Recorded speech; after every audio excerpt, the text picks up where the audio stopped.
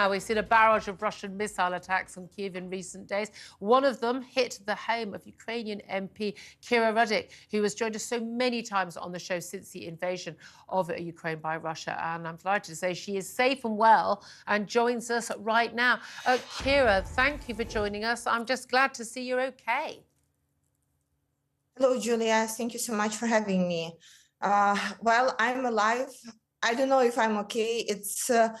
It has been Armageddon yesterday, and I'm glad that I have minor injuries, but I can tell you many of my neighbors and many of Ukrainians have major injuries. Some of them lost their limbs, some of them lost their lives after these recent attacks. I mean, that's saying at least 5 people died and more than 120 were injured in that, I think it's the second long-range barrage within days that we saw a huge number of missiles and drone attacks. Look, the pictures we're showing on the screen right now is your home door or window, I think, collapsed next to your Christmas tree. People are trying to live a sort of as normal existence as possible in this war-torn country. You've got your big Christmas tree up, like we've probably still got up in our homes as well.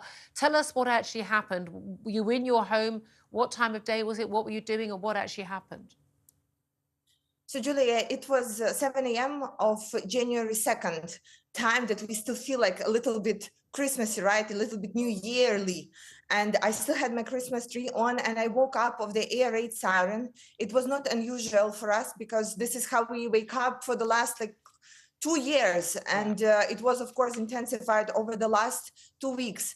And I was going downstairs to hide under the stairs where we usually stay when the attack is on. But I did not get there because there was an explosion. So explosion was not even very close to my home. It was probably 600, maybe 700 meters away. So you can imagine how strong it was if it took down the windows out of their frames. And there was a fire that started immediately at the buildings that were hit, and it started turning on the other buildings, and a lot of smoke and the sound. You cannot imagine. It felt like Armageddon. So we went out to check if our neighbors are okay, and but the attack, it did not stop. So can you imagine people running around in the darkness, asking each other at the rubbles if everything is okay with the fire and ashes, and the missiles still flying on top because Russia did not stop at that moment.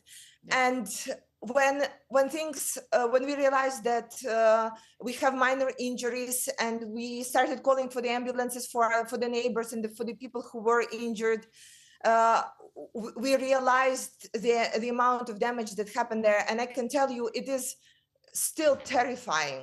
The terrifying thing is that up till this point, when you go to bed in Ukraine, you don't know if you are going to wake up in the morning. And you've been living with this, as you say, I mean, since February the 24th, 2022, we are nearing that second anniversary and living through that for so long.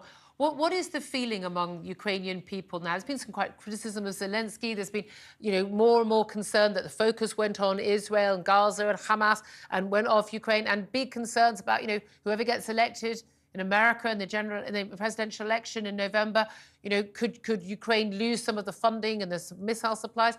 What is the general feeling about how this war is going?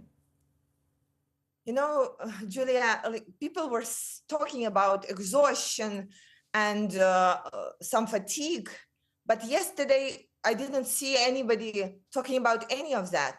People were strong and standing together and helping each other and saying, well, we will do whatever is possible to stop this from happening.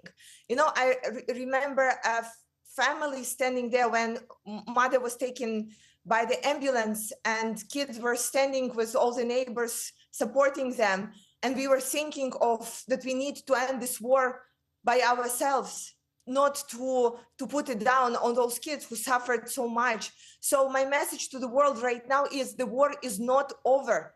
It is much closer than you can even imagine. It is right here. I'm showing to you how close it is to me and to so many fellow Ukrainians. And it was amazing how people really got together yesterday. We were helping each other. Julia, let me show you. I'm actually right now in the same room that was hit yesterday. Let me show you what is the situation right now. I think it's amazing. Like, look, we took out the glass, we removed the Christmas tree, unfortunately, and we put the plastic in, and it's possible to be here, and we helped our neighbors as well, and people manage, because we know that we have to be here, stay here, and fight.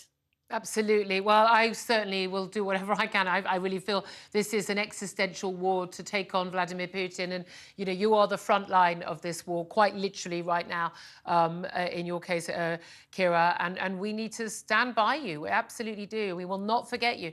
Kira Rudik, Ukrainian MP, I am so glad you're okay and safe and sound, at least just minor injuries. And I really appreciate you joining us. Thank you.